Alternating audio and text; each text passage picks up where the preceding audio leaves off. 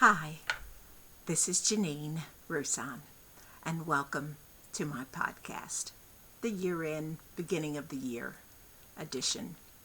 Own your own authentic power. We're ending one year and beginning the next, and what a year it has been. I don't know about you, but whew, I feel like the year was a roller coaster with lots of dips and a few peaks. Fortunately, I think we're ending the year with a peak, and that makes me feel really ready to launch into the next year. But I have questions. We made it through, but how?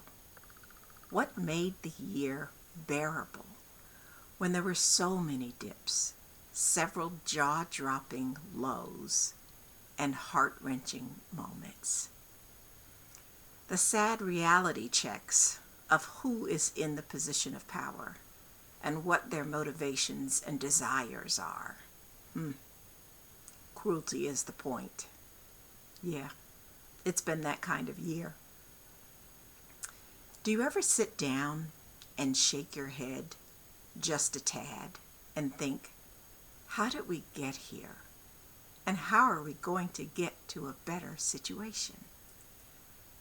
The answer? Resilience. We are resilient. We will get through this. We can get through anything because we are capable of doing so. Even if you think you're not resilient, you can develop resilience. Anyone can. That's my reminder to myself and my charge to you. We are seeing and experiencing plenty that is of concern. It's not fake. And harsh things are happening in just about every community in the country. For some, this past year began with hopelessness, and it felt like it only got worse. But in every cloud, every confusion, there is hope, and hope is central to resilience. There's a university professor and a researcher named Jonathan Pham, and he has said, whether it's a personal loss, a professional setback, or simply the overwhelming weight of uncertainty, we all face moments when the ground beneath us feels like it is shaking. And in these moments, the ancient question arises, how do we keep standing? This is where resilience comes in. True resilience, or what the philosophers called fortitude. It's not about being hard or unfeeling or tough, nor is it about ignoring the pain or pretending the wind isn't blowing. Instead, it has to do with something deeper. It is the house built on the rock, a quiet, grounded strength that allows us to bend like a bamboo without breaking. It stems from the realization that while we cannot control the weather, we have absolute power over how we set our sails. I loved these thoughts from Jonathan Pham. So, resilience and hope, they actually go together. We do become more and more resilient with hope in our step.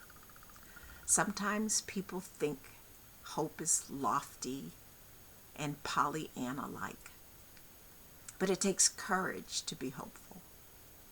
To me, it means that I am recognizing what is while also envisioning what will or can be. Through a prism of resolve, we can squarely see what is, and then inhale with hope and exhale with resilience to go for what can be. The promise of the universe invites us to do the work for what we know is right and just, and it shall be so. To be hopeful and resilient also accepts that the sun will rise each day, and that after darkness will come light. In fact, the stars that are guiding us can only be seen in the sky when it is dark. J. Cole, the singer and hip-hop artist and entrepreneur, said, "When it's dark out, the sun is shining somewhere." He's right. Every day is followed by another day. So when the new day arrives, have a plan, a strategy, a belief, and hope so that you can grab it fully. I know that 2025 was different than what many had hoped for. Unfortunately, it was predictable based on how 2024 ended, but that didn't make it any less difficult. I had days when I wouldn't watch the news. I chose not to bring myself down by hateful actions of others. I chose not to go down the rabbit hole of anger or despair. Even in these times, I had resolve. My disappointment in what I saw was tempered with my belief that good still exists in the world, and people of goodwill were seeing actions that they knew weren't a reflection of what they wanted for themselves or for others in their communities. In 2025, many of us Black women utilized rest as one of our forms of resistance. I was one who was indeed crushed and very, very disappointed at some of the political wins that ended 2024. Although I must say, they did bring clarity on the state of the country, the various isms that motivate way too many: sexism, racism. But even then, November 2024 had some highlights, including 2 Black women being elected to the U.S. Senate, the first time ever for us to have 2 at the same time. My rest and resistance took several forms. I wasn't necessarily the first at the rally, or even at the rally at all. Instead, there were days when I allowed others in the community to take the torch. I knew I had exhausted myself with efforts and energy to create the country we deserved. Even in rest, though, I stayed informed on the issues and happenings, and though exhausted, my hope never faltered. My inner resilience was strengthened by seeing people step up and step into the fight. We really are each other's keepers, and not simply in a fairy tale way. We know that we are one, and we know the one has open arms that welcome every person of all ethnicities and all genders and all capabilities. That is our God, our universe. When others in our nation seek to divide and pretend that they are superior, I and others have acted. That became a lesson for 2025. All over we saw, not in our house, not in our community, not when we know better. My mother used to tell me, when you know better, you do better. Black women were taking a well-deserved rest, and others did do better. Welcome to the party. I'll fix you a drink, and we can talk of our need for each other to thrive, not just a select few. As I look to begin a new year, my heart is not weary. In fact, my energy is pretty strong. The nastiness of an administration under the leadership of a felon who is insecure and bullyish will not be the end of our story. Rather, our story is us. Our story is us for us and by us. We will not be moved by despair or trial. We will not be victims. We will be victors.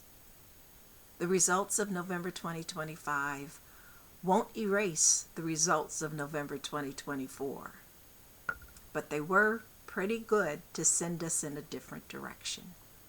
And where we are now isn't where we were last year. The end of 2025 has brought to the surface a new station of protest and action that I really believe will be a launching point for a rowdy and robust year ahead in 2026. This new resolve is the result of hope and resilience. Sometimes my husband tilts his head and looks at me with a look that says, "Your ability to see the good in people just might be giving too much benefit for the doubt." But then he seems to remember who my mother was, and that head tilts back upright. His facial expression adjusts to convey, "If Vivian could see her now." Disappointments we've had, sadness we've had, and bad times, but they don't define us. They reveal us. When things happen that were unexpected, each of us has a muscle of resilience and hope that we can flex at any time. We can remember that we are gifted and blessed to make choices in the moments that follow pain and sadness. It is these situations that reveal a foundation for a people determined to never give up. Our ancestors did not, and we shall not. And yes, there were bad times. Some of them were worse even then than now for our ancestors. But we're not new to this. We will be true to this in ways that make our ancestors proud. David Orr said, "Hope is a verb with its shirt sleeves rolled up." And Elizabeth Edwards said, "She stood in the storm, and when the wind did not blow her away, she adjusted her sails." Within my family, and for many of my friends, the year was tough, yet we survived. Resilience is our cup and our portion. Our story is resilience. Our story is hope. We will not be denied. We will keep going. The road bends, but we can make the turns. And as Dr. Martin Luther King Jr. said, "The arc of the moral universe is long, but it bends towards justice." I am reminding you and me what we are made of and what we are capable of. There's a Canadian spoken word poet and social justice advocate named Shane Koszystan. And here's a quote from Shane. "If your heart is broken, make art with the pieces." So, take a sip from the faucet of hope and resilience. I'm ready for what's next, primed to create a masterpiece, and you are too. Thank you for listening. Always own your own power and you will win in all ways.